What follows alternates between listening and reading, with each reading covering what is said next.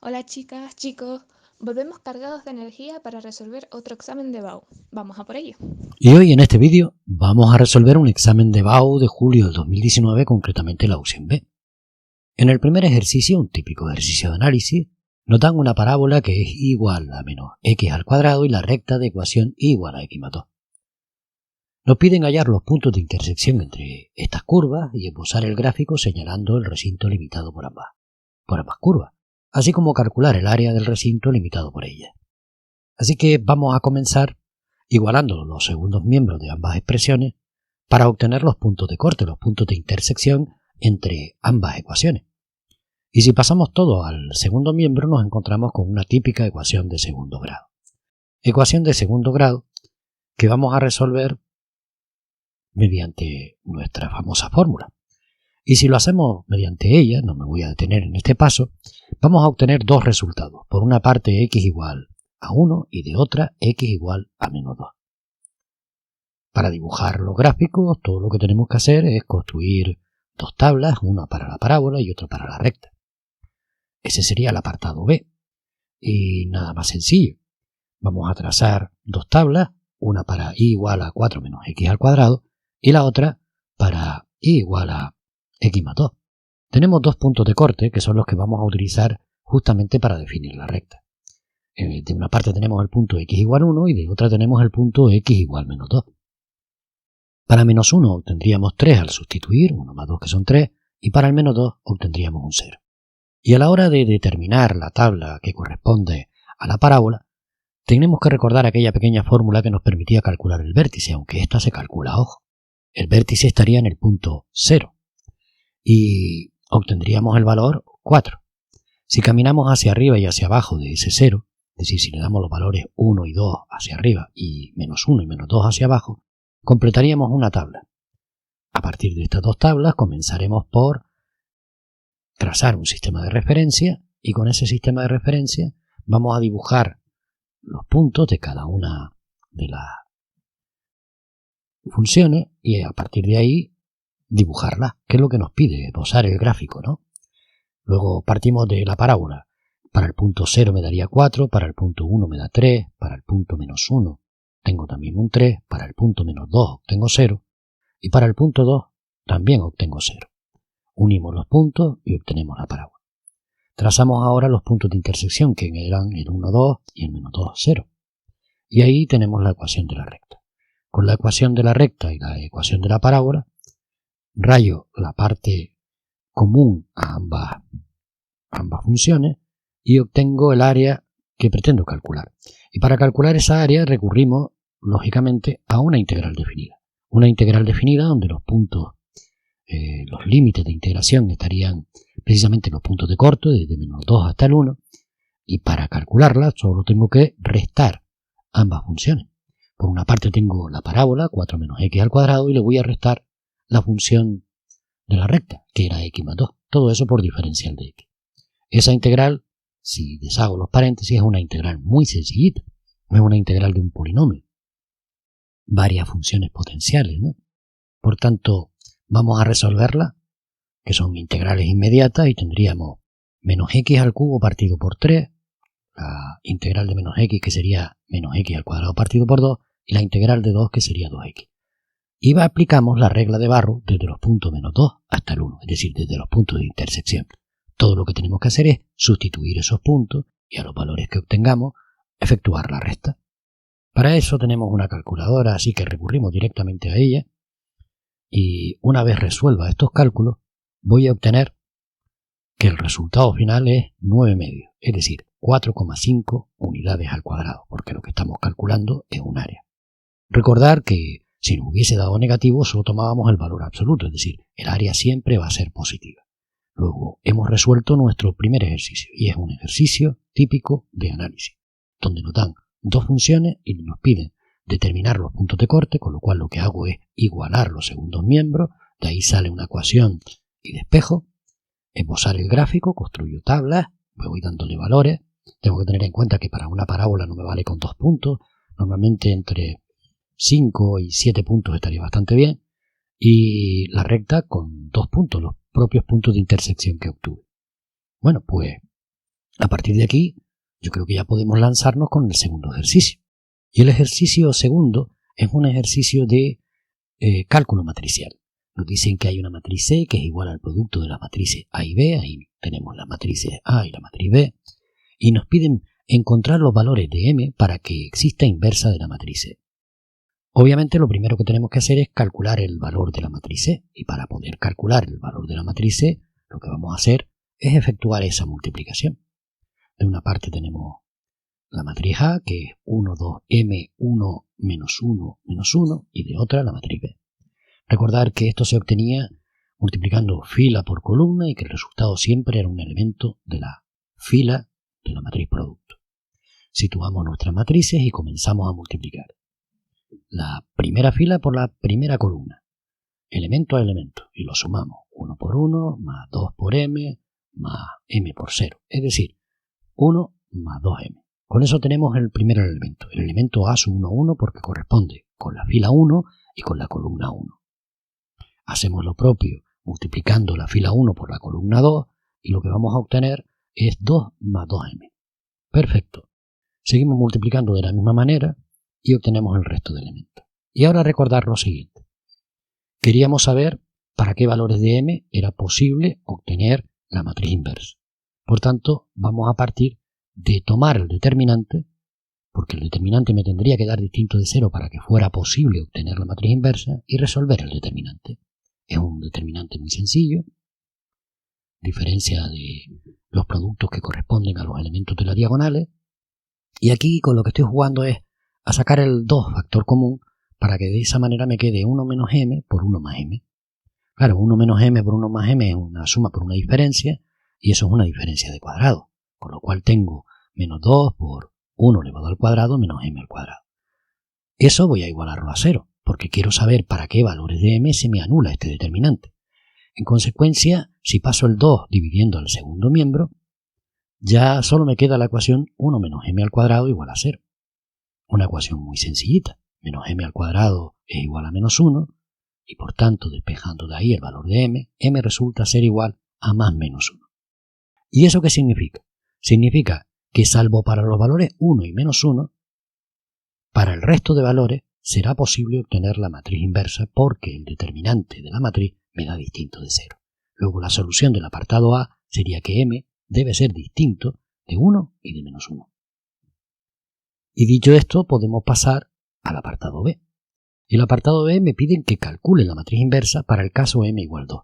Por tanto, yo tomo mi matriz, la matriz que obtuve antes como producto de A por B, era esta que tenemos aquí, 2m más 1, 2 más 2m, debajo teníamos 1 menos m y un 0. Y voy a sustituir el valor de m por 2. Y al sustituir el valor de m por 2, por una parte, tendría 2 por 2 que son 4 más 1, 5, 2 más 2 por 2 que son 4 me da 6, 1 menos 2 que sería menos 1 y el 0 que no cambia. Hecho esto, recordemos, los pasos para calcular la matriz inversa, dado que ya tengo claro que para m igual 2 el determinante de la matriz me da distinto de 0, serían los siguientes. Primero calculo la matriz adjunta, y eso se obtenía de la siguiente manera. Suprimo primera fila, primera columna, y el primer valor que obtengo libre sería el 0. Luego mi primer elemento para la matriz adjunta es el 0. Luego suprimo primera fila, segunda columna y el valor que obtengo es el menos 1. Pero ojo, primera fila, segunda columna, 1 más 2 son 3, eso me da impar. Luego le cambio el signo, de ahí que haya puesto un 1. Continúo así hasta el final y el siguiente paso será transponer esta matriz, es decir, intercambiar filas por columna. La primera fila aparecerá ahora como la primera columna, es decir, 0, 1 se transforma en la primera columna de la matriz traspuesta. Y luego, lógicamente, la segunda fila se convierte en segunda columna. Ya tenemos la matriz traspuesta de la adjunta. Bueno, pues por tanto ahora lo que procede es calcular el valor del determinante de C. Un determinante de 2 por 2, bastante más que sencillo, y con la misma tomamos la traspuesta de la matriz adjunta, es decir, 0 menos 6, 1, 5, y lo dividimos entre el valor del determinante. Y de esta manera obtenemos la matriz inversa. Para dividir una matriz por un número solo tenemos que dividir cada elemento por dicho número. Así que efectuamos las divisiones y ya tenemos la matriz inversa. Un ejercicio bastante sencillo, a veces un poco engorroso cuando nos dan una de 3×3 o una de 4×4, pero con matrices tan sencillas, la verdad es que está bastante a tiro. Así que vamos a irnos con el siguiente ejercicio.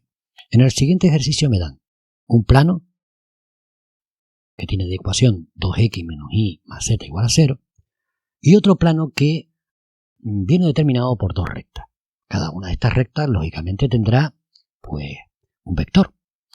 Si nosotros identificamos los vectores de estas rectas, el de la recta R está claro que serían los coeficientes que acompañan a t, es decir, las coordenadas serían menos 1, 1, 1.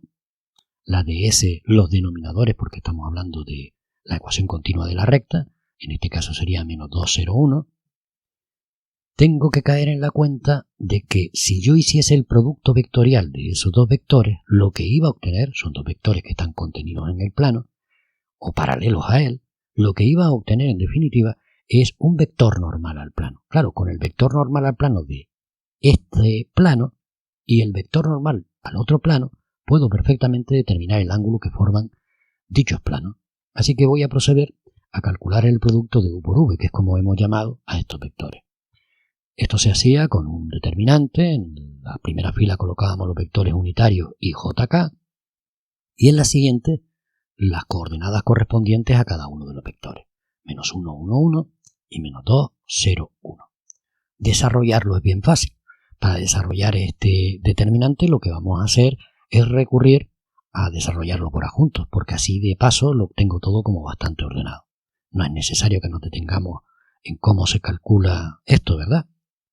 Suprimíamos primera fila, primera columna y el determinante que quedaba ahí pequeñito, que es 1, 1, 0, 1, sería el que acompañaría a i, ese sería el adjunto de i, y así sucesivamente. Eso sí, tener muy en cuenta el tema de los signos.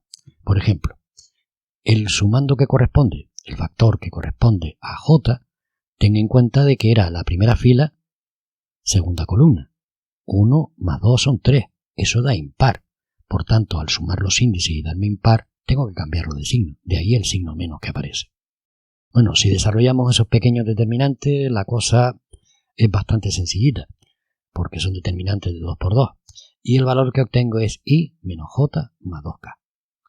Ese es el vector normal al plano que viene determinado por las dos rectas. Con ese vector y con el otro puedo recurrir al producto escalar. Y si recurro al producto escalar, podré despejar el valor del ángulo. Y habían dos maneras de calcular el producto escalar. Una de las formas de calcular el producto escalar era como suma ordenada de los productos de las componentes de ambos vectores. En este caso hemos llamado A al vector que obtuvimos antes y B al vector del plano pi, que era 2 menos 1, 1, los coeficientes que acompañan a la x, a la y y a la z. Hacemos el producto escalar de esa forma tan sencilla, multiplicando las componentes y luego sumándolas, y obtenemos que el producto escalar vale 5. La otra manera de obtener el producto escalar era como producto de los módulos por el coseno del ángulo que formaba. En consecuencia, voy a calcular los módulos de A y el módulo de B. Sencillamente raíz cuadrada de la suma de los cuadrados de los componentes y en ambos casos obtengo raíz de 6. Por tanto, el producto escalar también se puede determinar como raíz de 6 por el coseno de alfa. Y eso me daba 5. De ahí puedo despejar el coseno de alfa. Y el coseno de alfa sería 5 sextos. Nos vamos directamente a la calculadora y calculamos el valor del arco coseno de 5 sextos. Y de esa manera obtendríamos el ángulo. Y el ángulo, en este caso, recurriendo a la calculadora, me da 33,56. 33,56 grados. Ya tengo el valor del ángulo. Hemos resuelto el ejercicio 3. Ya vamos camino del 7,5. Así que, para redondear la cuestión, vamos a abordar el siguiente ejercicio. Si el primer ejercicio era de análisis, el segundo era de matrices y el tercero era de geometría, el último, este siempre es el bloque que tiene que ver con probabilidad. Y en este caso nos dan directamente un ejercicio que vamos a desarrollar utilizando la tabla de la norma. Me dicen, una compañía fabrica ventiladores de CPU y se sabe que el tiempo de vida en meses, tiempo medio, es de 18 y que la desviación típica es de 3,6. Elegido un ventilador al azar, calcular la probabilidad de que funcione como mucho 16 meses. Bien, a ver, 16 meses. Estamos ante una variable que sigue una distribución normal de media 18 y desviación típica 3,6, perdón.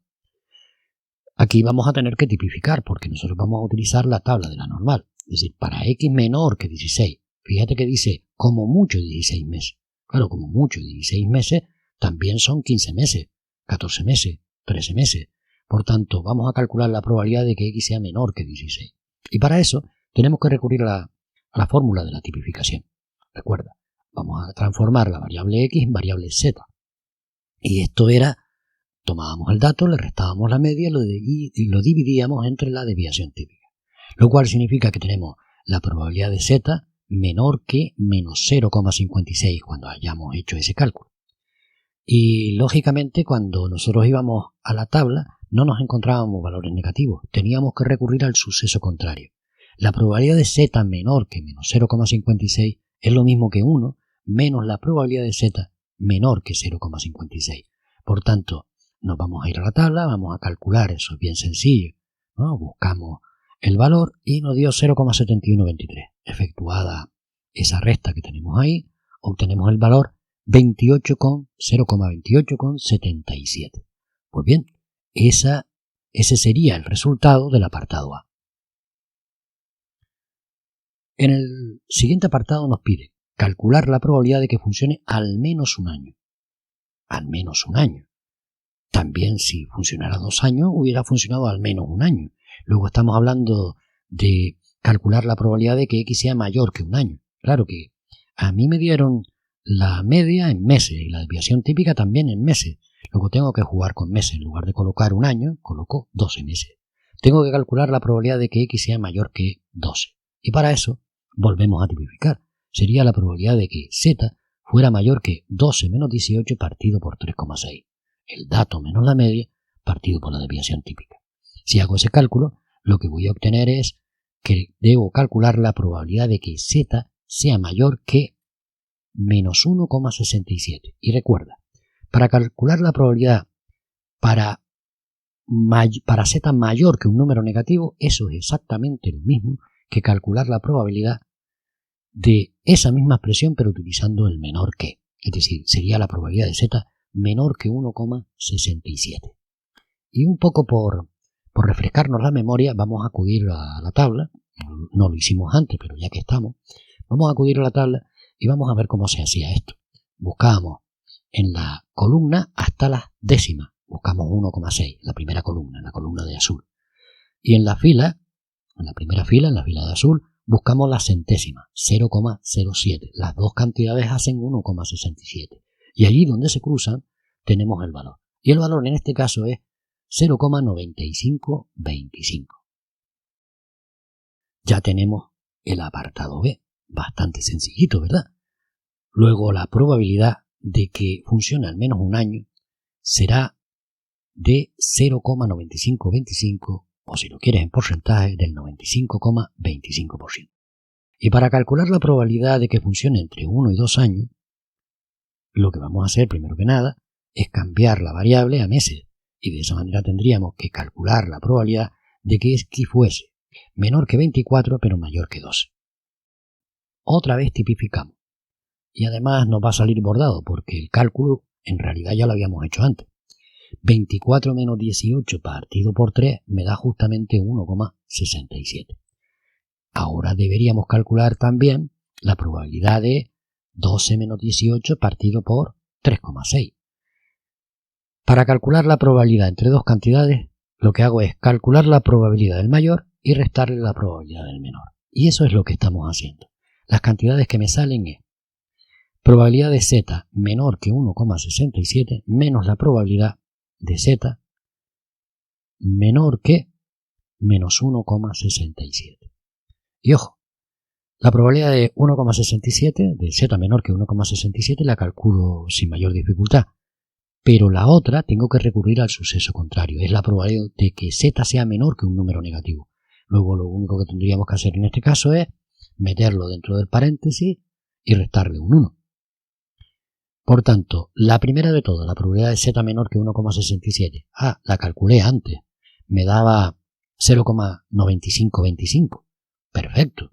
Bueno, pues ya que la tengo, ahora repito el patrón y digo, tendría que coger a esa cantidad y restarle 1 menos la misma cantidad.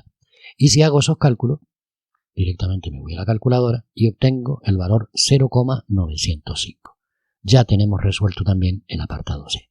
La probabilidad de que funcione entre 1 y 2 años es del 90,5%.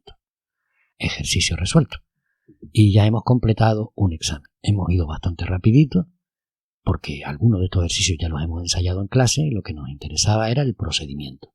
Así que nos despedimos y espero que en el próximo vídeo podamos abordar el examen de julio del 2018. Nos vemos.